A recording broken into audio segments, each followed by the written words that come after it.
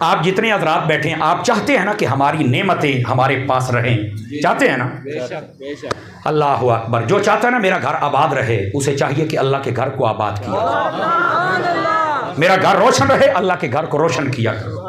میرے گھر میں ہوا ہے اللہ کے گھر میں ہوا پنکھا لگایا کرو. میرا گھر ٹھنڈا ہو اللہ کے گھر میں اے سی لگایا کرو. سمجھ آ رہی؟ اگر آپ چاہتے ہیں کہ میرے بچوں کی شادی ہو خوش رہ جائیں تو جب تیرے بچوں کی شادی ہو نا تو میرا مشورہ ہے آپ اپنے بچوں کی شادی کے ساتھ جتنا خرچہ 5-7 لاکھ روپے کا کرتے ہیں آپ صرف 1 لاکھ میں اپنے بچے کی شادی کر لیں.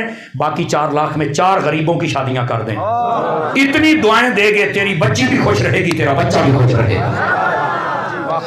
اگر آپ چاہتے ہیں کہ مجھے کبھی بھی زمانے کی گرم ہوائیں نہ لگیں کسی غریب کو ایک چھت بنا کے دے دے برآمدہ بنا کے دے دے تجھے کبھی ہوائیں نہیں لگے گی گرمی نہیں لگے گی ٹھنڈ نہیں لگے گی. غریبوں سے مدد کر دے اللہ کی مخلوق کو راضی کر لے اپنے. تو اگر تو چاہتا ہے میری آنکھیں سلامت رہیں کسی ایک کی آنکھوں کو دوائی لے کر دے دے. آپ نے توجہ نہیں فرمائی میرے جملے پر حضرت. یہ چھوٹی چھوٹی باتیں اگر آپ چاہتے ہیں کہ ہمارے پاس جتنی نعمتیں ہیں رہیں غریبوں کے اندر ان نعمتوں کو بانٹنا شروع کر دیں.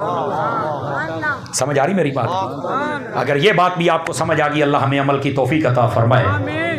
آئیے ذرا